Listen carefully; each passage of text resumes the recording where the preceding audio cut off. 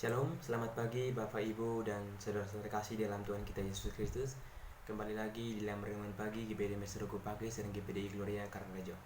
Pada pagi hari ini saya berharap kita semua itu selalu dalam lindungan Tuhan dan selalu dalam keadaan sehat.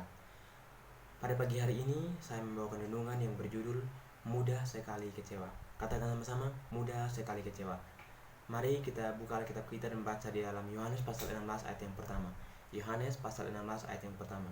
Semuanya ini kukatakan kepadamu, supaya kamu jangan kecewa dan menolak aku.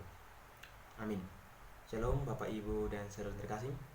Semua orang itu pasti pernah merasakan apa yang disebut dengan kecewa.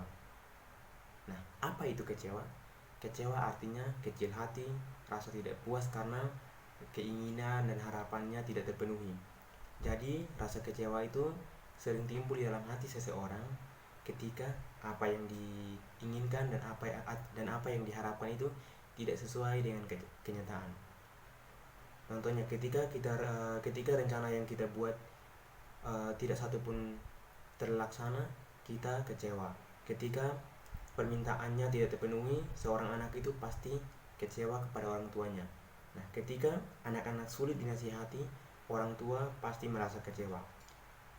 Dan masih banyak lagi faktor-faktor yang membuat seseorang itu mengalami kekecewaan.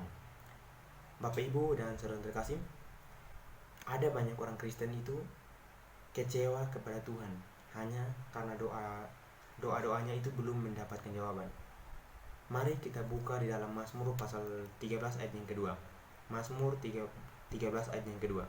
Berapa lama lagi Tuhan kau lupakan aku terus menerus? Berapa lama lagi kau sembunyikan wajahmu terhadap aku? Bapak Ibu dan saudara terkasih, kecewa karena merasa sudah melayani Tuhan sekian lama, tapi hidupnya seperti tidak ada peningkatan. Hidupnya tetap saja seperti ini. Ekonomi tetap saja pas-pasan. Karirnya tidak ada peningkatan. Dengan nada kecewa, kita komplain dan protes terhadap Tuhan. Mari kita buka lagi Alkitab kita dan baca di dalam Ulangan pasal 28 ayatnya yang ke-13. Ulangan pasal 28 ayat yang ke-13. Tuhan akan mengangkat engkau menjadi kepala dan bukan menjadi ekor. Engkau akan tetap naik dan bukan turun. Namun apa faktanya? Masih ada kelanjutannya. Dalam Ulangan 28 ayat 13, apabila engkau mendengarkan perintah Tuhan Allahmu yang kusampaikan pada hari ini, kau lakukan dengan setia. Jadi Bapak Ibu dan saudara terkasih, sebelum kita kecewa dan memprotes kepada Tuhan, tanyakan pada diri sendiri terlebih dahulu. Apakah kita sudah melakukan perintah Tuhan dengan setia atau belum? Jadi kita jangan langsung memprotes kepada Tuhan.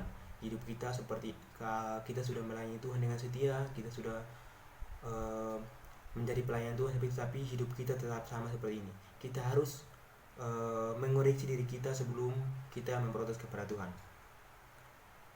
Pada dasarnya kita itu kecewa karena masalah-masalah yang kita alami, dan Tuhan itu selalu menjadi sasaran kekecewaan kita. Padahal sebagian besar masalah yang sering kali itu sebagai akibat dari kesalahan dan ketidaktaatan diri kita sendiri. Bapak Ibu dan saudara terkasih, Tuhan itu tidak pernah berjanji bahwa hidup orang yang percaya kepadanya bebas dari masalah. Tapi Tuhan itu berjanji Dia akan menolong dan memberi jalan keluar untuk setiap permasalahan hidup kita. Oleh karena itu, mari saat ini kita mulai belajar taat dan setia untuk melakukan perintahnya.